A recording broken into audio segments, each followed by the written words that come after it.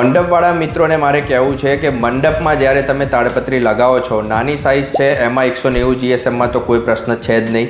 જો તમે એ નાની સાઇઝમાં પણ 260 GSM લો છો તો તમારે વેલ એન્ડ ગુડ છે. અને એના સિવાય જો ડોમની સાઇઝ છે તો ડોમમાં તો આપણે ધ્યાન રાખવાનું છે કે જ્યારે આપણે માણસને કામ પર રાખ્યા હોઈએ એમને થોડી ટકોર કરીને તાડપત્રીને ચડાવતી વખતે એમને કોઈ જગ્યાએ એવો શાર્પ ખૂણો ના હોય કે જેનાથી એને કટ લાગી જાય, કેમ કે કટ લાગશે તો ત્યાંથી પાણી લીકેજ થવાના ચાન્સીસ રહેશે.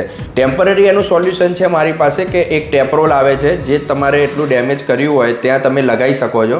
પણ પછી તમારે પ્રોગ્રામ પતે એટલે તાડપત્રી અહીંયા મોકલાવજો તો તમારું ફ્રી ઓફ કોસ્ટ અમે એનું રિપેરિંગ પણ કરીને આપીશું. તો જેથી કરીને તમારા પીસના પૈસા જે તમે આપ્યા છે સમથિંગ અરાઉન્ડ સમજો કે 18,120નો એક પીસ છે જેના 15,000 થી 16,000 રૂપિયા જેવું થાય છે, તો એ પૈસા તમારા વેસ્ટ ના જાય. તમે એ પીસને ફેંકી ના દેવો પડે અને તમે એનો બીજો ઉપયોગ કરી શકો. એટલા માટે જો એવું કોઈ પ્રોબ્લેમ આવે છે કે તમારા એન્ડથી અને તમારા માણસે એને ડેમેજ કરી છે, કોઈ ચિંતા નહીં, તમે એને અહીંયા મોકલો, અમે કમ્પ્લીટ કરીને આપી દઈશું, તમારે જોવું નહીં પડે.